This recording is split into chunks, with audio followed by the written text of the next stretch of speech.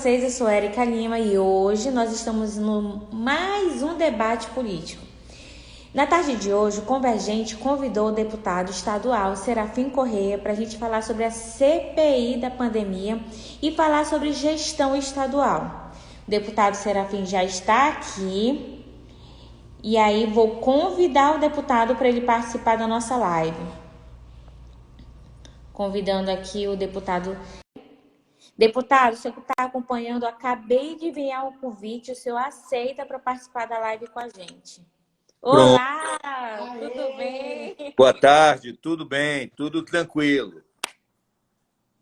Deputado, eu estava falando que hoje a gente vai falar sobre a CPI da pandemia, vamos falar sobre gestão estadual, mas antes de mais nada, eu gostaria, em nome do Convergente, de toda a equipe, de grande parte das pessoas que passaram muitas mensagens para o senhor, trazer as condolências. Eu sei que o senhor teve uma perda muito recente da sua esposa, Sim, e assim como muitas pessoas também tiveram perdas aqui no Amazonas e em todo o Brasil.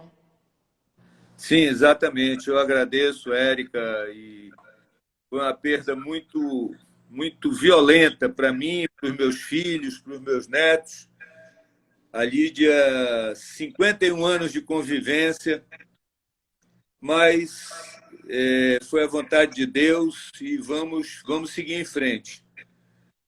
Com a força que ela sempre nos deu, a todos nós, vamos seguir a vida procurando fazer o melhor, como ela sempre pediu.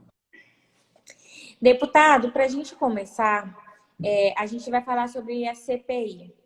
E aí eu quero perguntar o que significa a CPI da pandemia para o senhor?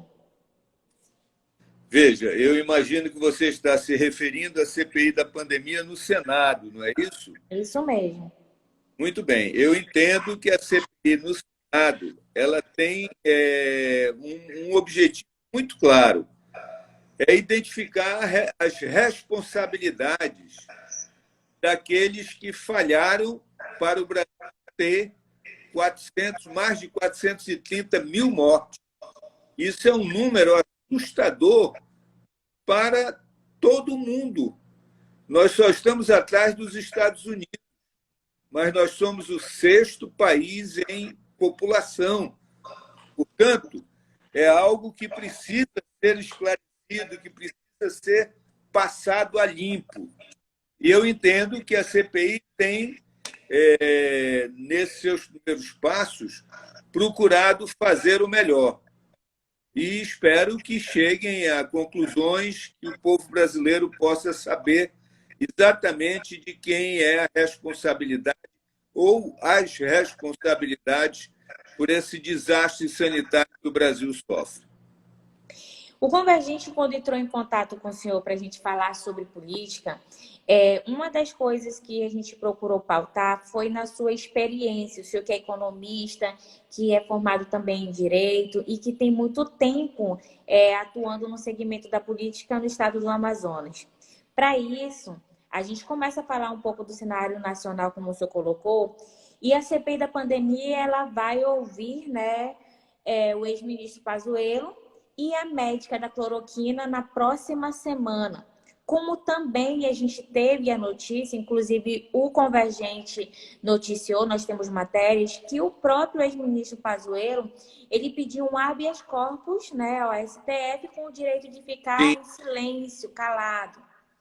E o senador Omar Aziz, que está presidindo essa CPI, ele vem cobrando aí a definição e a gente vai vendo que houve uma cobrança dele para a definição da escuta desse levantamento dessas investigações para o governador do estado do Amazonas e para os secretários de saúde também. A gente sabe que, por exemplo, o ex-secretário Marcelo Campelo, ele vai ser ouvido também pela CPI. Então, para a gente fazer essa contextualização, eu gostaria que o senhor falasse um pouco como o deputado do estado do Amazonas, os rebatimentos dessa CPI aqui para o nosso Amazonas e qual é as suas considerações. Como o senhor percebe isso?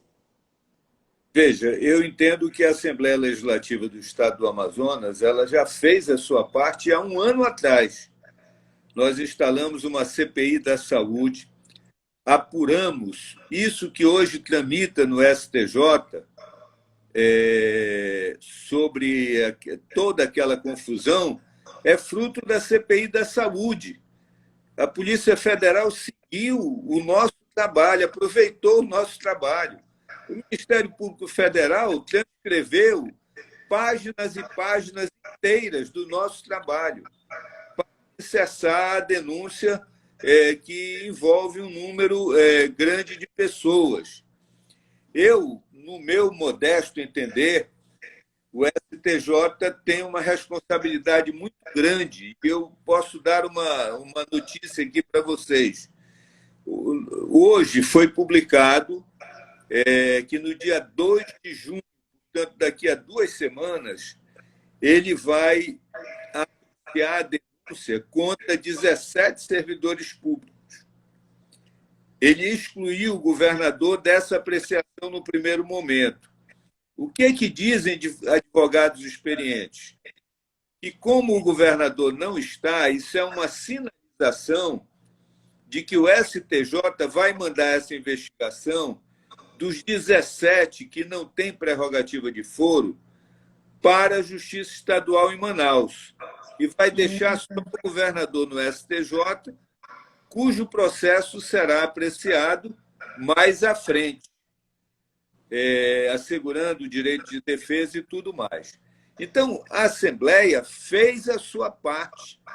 Nós identificamos muitas irregularidades, fizemos um relatório circunstanciado, o trabalho, e eu não estou aqui elogiando a mim próprio, eu elogio o coletivo, o trabalho dos 5 membros, presidente, delegado Péricles, deputado delegado Péricles, relator o deputado Fausto Júnior, que fizeram um trabalho muito bom, membros, eu, deputado Wilker e deputado Gomes.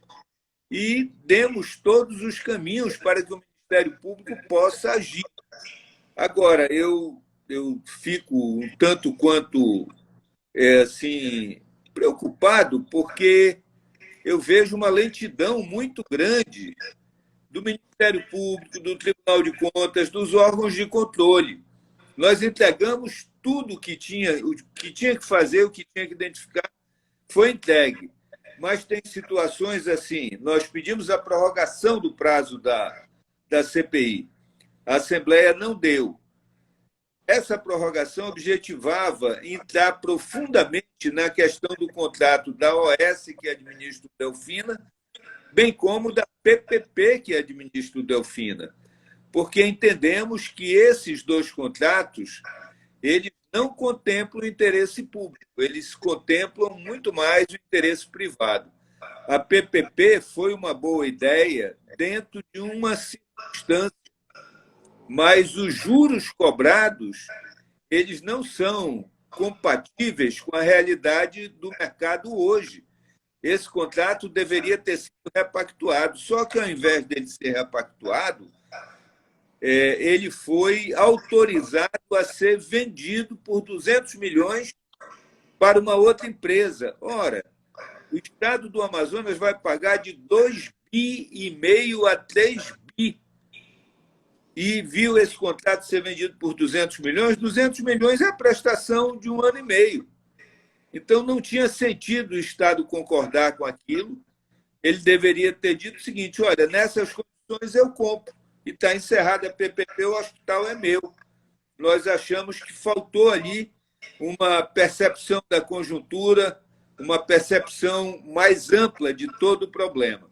Então, nessas circunstâncias, a meu ver, a Assembleia fez a sua parte. Fazer uma nova CPI agora seria, de certa forma, fazer um paralelo com a CPI do Senado. Vamos deixar a CPI do Senado avançar. Ela tem mais poder, ela tem mais repercussão, ela tem maior inserção, e isso vai dar a ela melhores condições do que a que nós tivemos. Não que nós não tivéssemos tido condição. Tudo que a CPI pediu, ela avançou, ela conseguiu, ela demonstrou, E, agora, a CPI não julga pessoas, ela apura fatos e conhecimento dos fatos ao Ministério Público, a quem cabe propor a ação. E a Justiça em decidir quem é culpado, quem é inocente, quem está ali não deveria estar. Enfim, fazer justiça. E nós queremos que, neste momento, haja, em primeiro lugar, justiça. Ninguém quer condenar ninguém, ninguém quer execrar ninguém. Esse não foi o espírito da nossa CPI e, ao que vejo de longe, não é o espírito da CPI do Senado. Ao contrário, ali existem senadores dispostos a apurar irregularidades da morte de mais de 430 mil brasileiros. Quando a gente fala sobre... me chamou muita atenção quando o senhor falou sobre essa contratação de serviço por Delfina Azeite, né?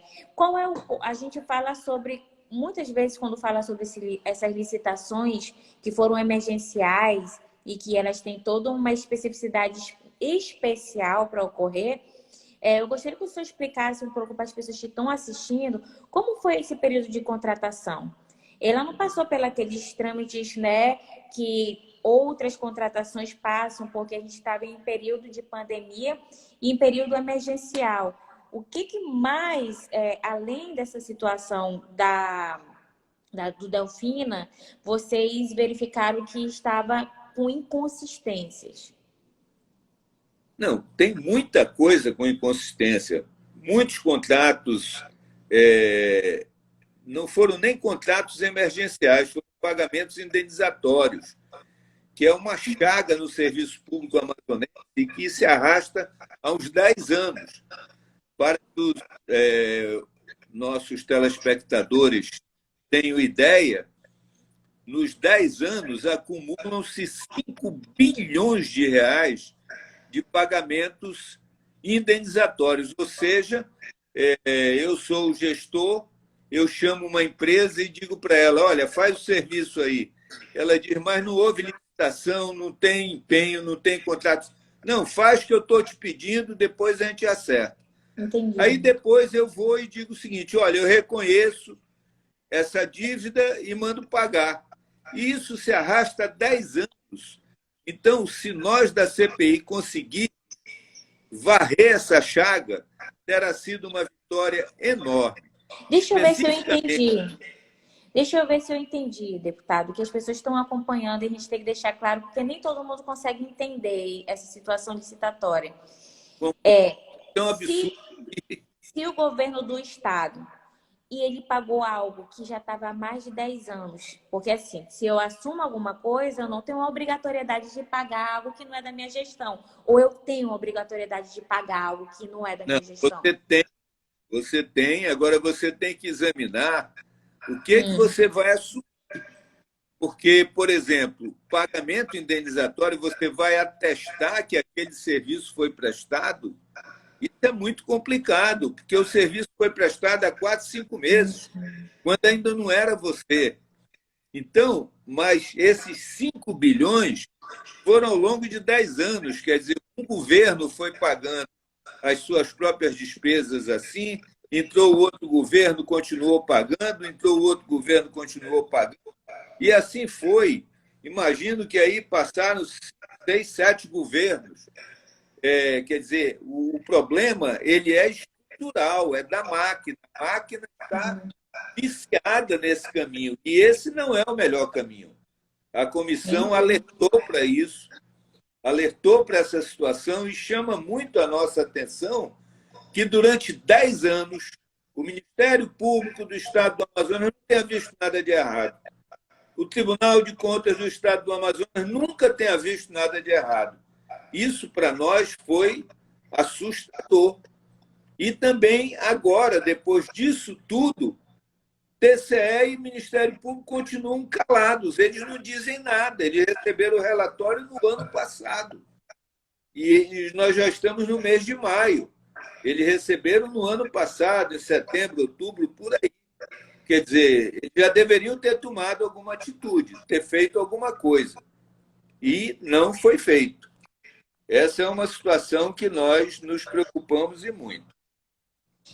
Eu achei muito interessante sua fala em relação a isso, porque as pessoas elas começam a ter noção de todo o material que vocês conseguiram levantar, né? Principalmente pode trazer uma grande contribuição para essa CPI do Senado. Essa CPI do Senado, por exemplo, ela teve acesso a esse material de vocês? Eles entraram em contato para poder ter acesso a esse material que, inclusive, está disponível no Tribunal de Justiça? Olha só, tão logo foi concluído, o presidente Péricles foi ao Ministério Público Estadual, Federal, Tribunal de Contas do Estado, Tribunal de Contas da União, e creio que a essa altura dos acontecimentos, ele já encaminhou a CPI do Senado. Esse documento é público e ele consolida muitas informações que são importantes. Agora, vejo que a CPI do Senado vai num sentido mais amplo. Por exemplo, faltou oxigênio. De quem foi a responsabilidade? A CPI da Assembleia não poderia examinar responsabilidades do ministro da Saúde, mas a CPI do Senado pode examinar a responsabilidade do ministro da Saúde e de seus assessores.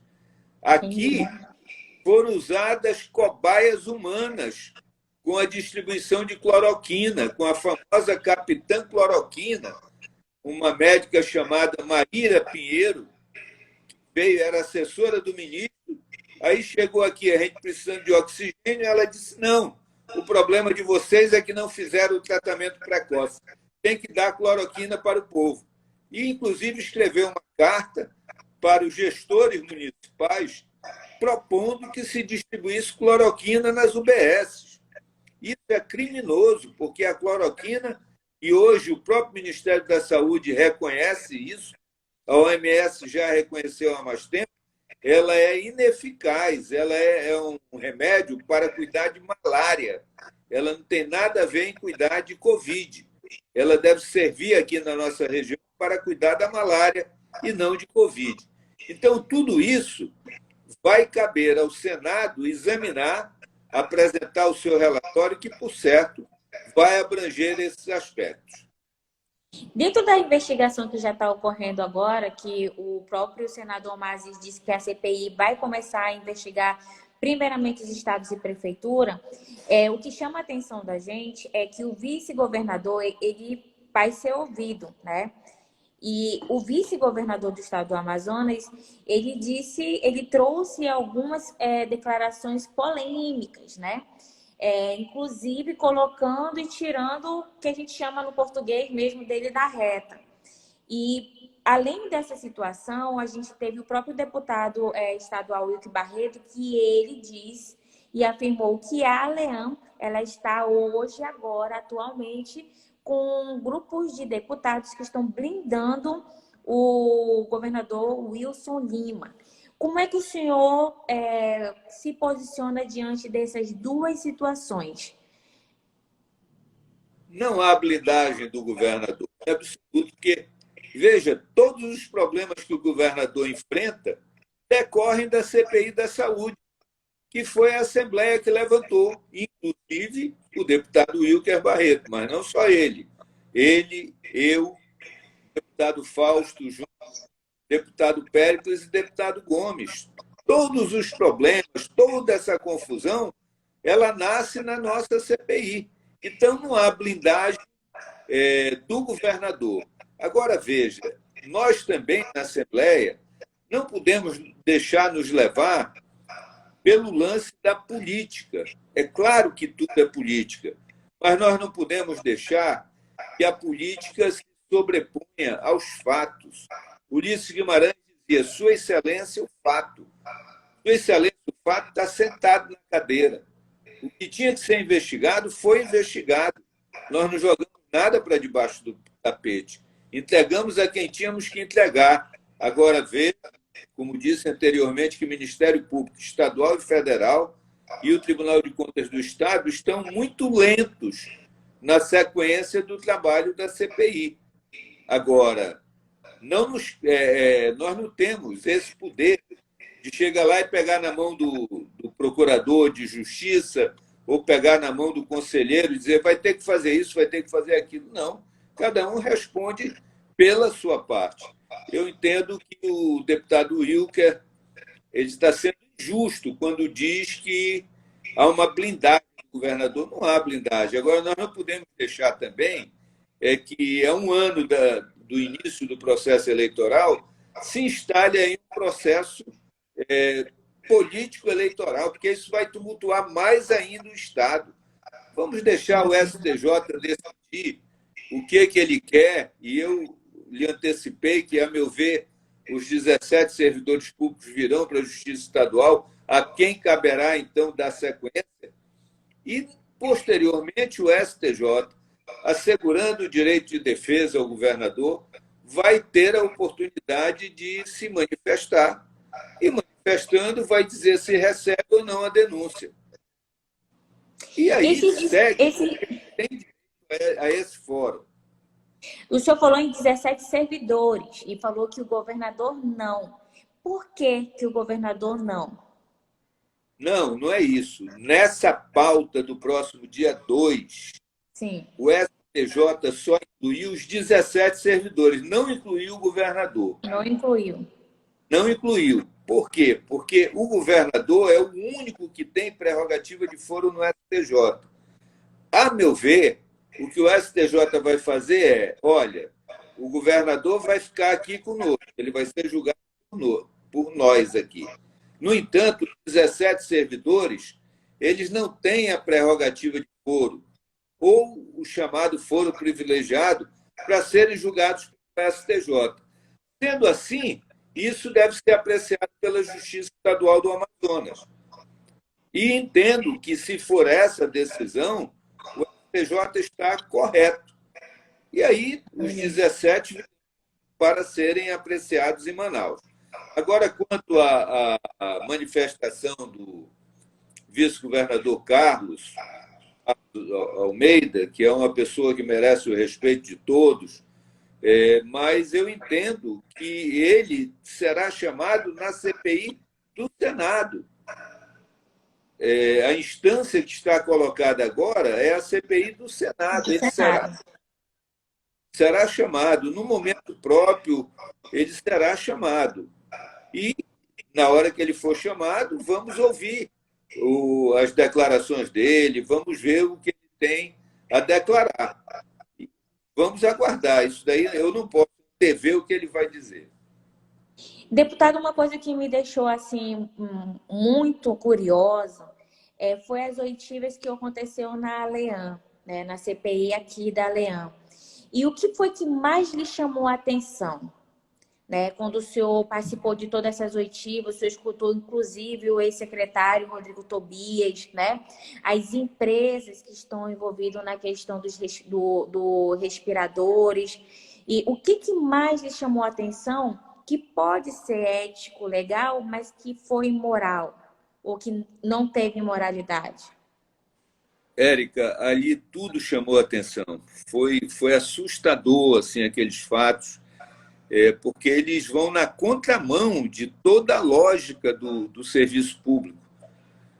A postura daquelas empresas, quer dizer, a facilidade com que as empresas mudam de dono e muda de um dono para o outro, aí quando você vai ver é um laranjal só. Tem um dono oculto que fica usando pessoas, inclusive familiares, expondo pessoas como aquela senhora já de idade bem avançada, sendo submetida a um constrangimento por força de um parente seu que a colocou como se ela fosse dona da empresa.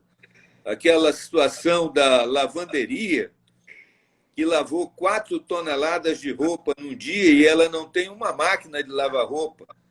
Ela não tem um caminhão para transportar 4 toneladas de roupa. Então, tudo isso é muito complicado, muito assustador. Eu diria que tudo ali não teve algo maior ou menor, tudo era assustador. Assim como estamos vendo também na CPI do Senado. Tudo ali é assustador, a meu ver. Uma coisa que chamou a atenção também foi a troca de secretário, onde Rodrigo Tobias, inclusive, declarou que ele foi tomado de surpresa quando Simone Papais assumiu como secretária e que, inclusive, segundo fala dele, foi constrangedor. Quando o senhor escutou isso, qual é a sua percepção sobre esse fato? Veja, eu considerei um equívoco antes até do Rodrigo Tobias declarar isso. Porque, veja, a doutora Simone Papais, e eu não tenho absolutamente nada de pessoal contra, nem contra ninguém, aos 74 anos eu não fiz inimigos até hoje, não vou fazer inimigos daqui para frente. Até porque eu já vivi 74 anos e não vou viver outros 74. Então eu tenho que Entendi. levar a vida com serenidade, com equilíbrio. Então, veja, essa senhora era secretária de saúde em, acho que é Ilha Bela, alguma coisa assim, uma cidade lá do interior de São Paulo, que é menor do que Tefé. Aí, de repente, ela é trazida para Manaus, ninguém sabe quem a indicou, ninguém sabe a razão. Aí, essa mulher desce em Manaus, primeiro que não respeitou os 14 dias de quarentena. E tanto que ela pegou Covid na sequência. Aí, solta essa mulher na Zona Leste, ela não sabe voltar para o hotel. E eu disse naquele momento, eu digo, olha, por mais ilustre que seja essa senhora, ela era biomédica, é biomédica, isso não vai dar certo. Ela não conhece a máquina, ela não conhece o sistema. Ela era secretária de um município menor do que Tefé. E efetivamente não deu certo. Deu todos os problemas que se seguiram. E isso foi muito ruim, porque a secretaria teve, em um ano e meio, teve 4 secretários. Então, isso teve um efeito devastador. Devastador. Agora, vejo que nós temos uma estabilidade. Creio que o Marcelo Campelo, e apesar de ele ser engenheiro, sofreu algumas críticas por conta disso, mas eu vejo que ele deu estabilidade ao sistema.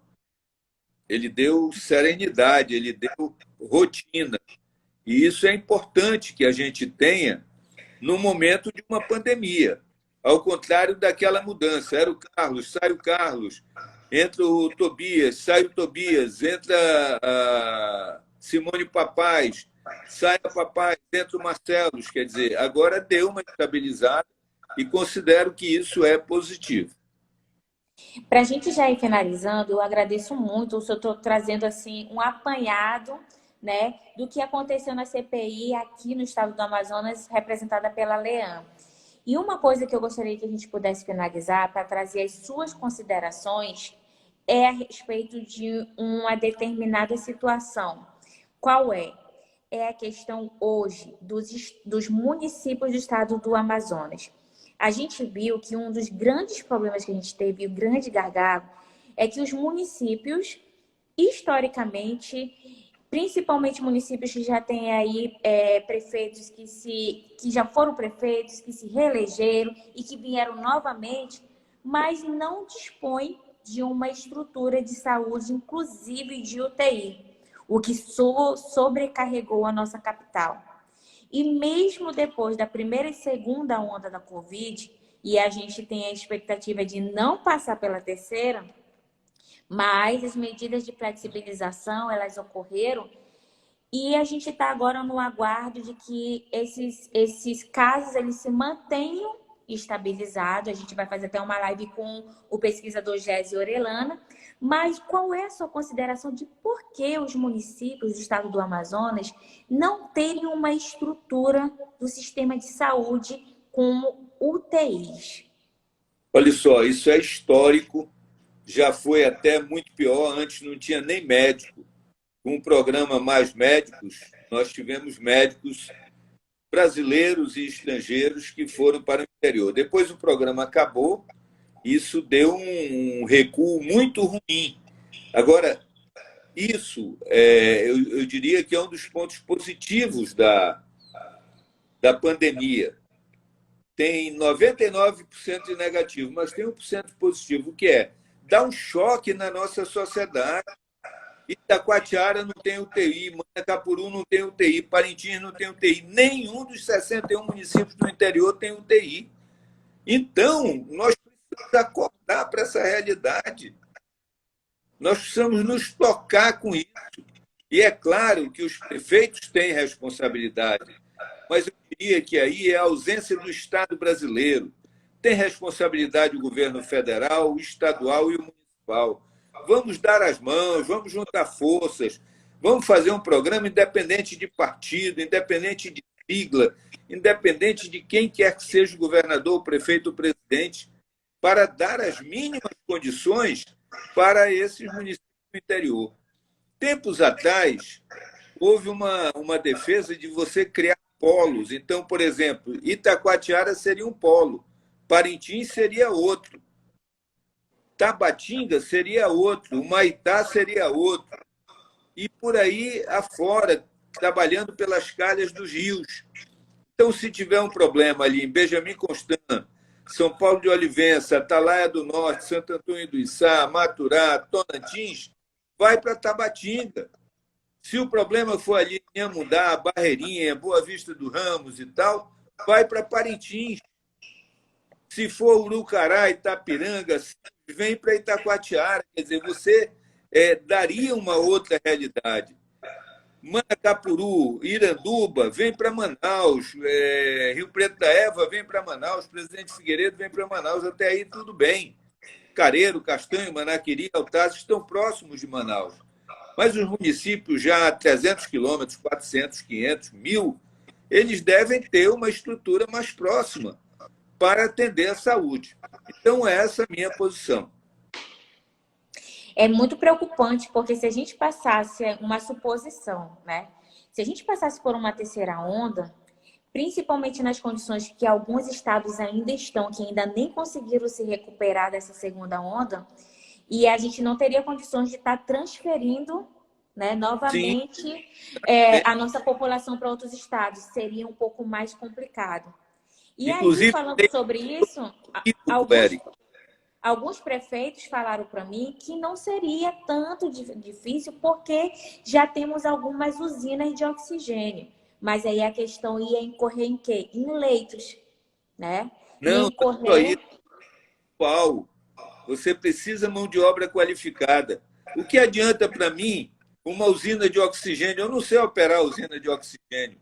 Então tem que ser o auxiliar de enfermagem, o técnico de enfermagem, o enfermeiro, o médico, os intensivistas que trabalham em UTI, que são uma mão de obra qualificada, são poucos no Brasil e que, obviamente, eles têm uma disputa no mercado muito grande. Então, por isso, eu digo que não podemos resolver esse problema só cobrando do prefeito, também do prefeito, mas prefeito, governador e presidente da República, os três, num programa de Estado para poder equacionar o problema. Então, essa é a minha sugestão. Deputado Serafim Correia, muito obrigada por falar com o Convergente. A nossa conversa foi muito boa. Eu acredito que foi uma conversa esclarecedora para relembrar a população que está acompanhando a gente. Inclusive, essa live ela vai ser colocada nas nossas outras redes sociais, como YouTube, Twitter, e também vamos fazer uma matéria. A gente vai enviar para o senhor. Então, nós agradecemos muito a sua disposição. Muito obrigado, Érica, a você e a todos aqueles que fazem o Convergente. Sucesso, prossiga nessa nova mídia e, como disse, sucesso para você e para toda a equipe. Muito obrigado. Tenham todos um bom final de tarde, uma boa. Obrigada mesmo, tá? Um abraço. Tchau, tchau. E você que está acompanhando hoje o Convergente, acesse o convergente.com.br e não deixe de acompanhar aquilo que já está no nosso IGTV, também as nossas matérias que já estão disponíveis para você no nosso site, como também nas nossas redes sociais. Assim como a gente conversou hoje, né, com o deputado Serafim Correia, o nosso debate político ele está a todo vapor, porque ele é toda segunda-feira às 17 horas. Inclusive, a gente manda um grande abraço para os nossos parceiros, como o Dr. Murilo. Nós também temos a doutora Caroline Castelo Branco e o nosso professor querido, cientista político, Elson, que sempre está aqui com a gente falando e trazendo suas grandes considerações. Então, acompanhe o Convergente, vem com a gente, porque aqui nós atuamos no ponto incomum da política. Uma boa tarde.